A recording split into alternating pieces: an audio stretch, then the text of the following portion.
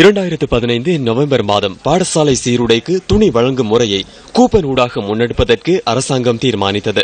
பாடசாலை சீருடைகளை கொள்வனவு செய்தல், விற்பனை செய்தல் மற்றும் பகிர்ந்தளிப்பதில் இடம்பெறும் மோசடியினால் அரசாங்கம் இந்த தீர்மானத்தை எடுத்தது. புதிய கூப்பன் முறை ஊடாக 500 மில்லியன் ரூபாவை மீதப்படுத்த முடியும் எனவும் அதனை கல்விக்காக பயன்படுத்த முடியும் எனவும் கல்வி அமைச்சர் கூறினார். எனினும் இந்த புதிய முறையிலும் மோசடி இடம்பெறுகின்றமை புலப்பட்டது.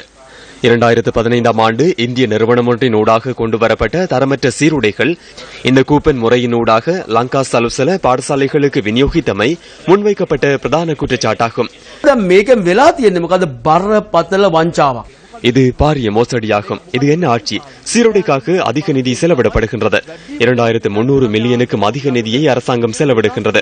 பாரிய நிதியாகும். முறையொன்று அற்ற, உரிய நிர்வாகம் ஒன்று அற்ற, வியூகம் ஒன்று அற்ற நிலையில் செயற்படும் பாரிய மோசடியாக இதனை நாம் காண்கின்றோம். இந்த மோசடியின் பெறுபேறாக பிள்ளைகளுக்கு சீருடை கிடைக்காது போகும். சில பெற்றோர்களிடம் பணம் உள்ளது. பகிர்ந்தளிக்கப்படாத கூப்பன்கள் பாடசாலைகளில் உள்ளன. நாளையின் பின்னர் இந்த கூப்பன் ரத்து செய்யப்படும். சீருடைகளை பகிர்ந்தளிப்பதனால் பணம் மீதப்படாத காரணத்தினால் நிதியை மீதப்படுத்துவதற்காக மேற்கொள்ளப்பட்ட அரசாங்கத்தின் சூழ்ச்சியே இது.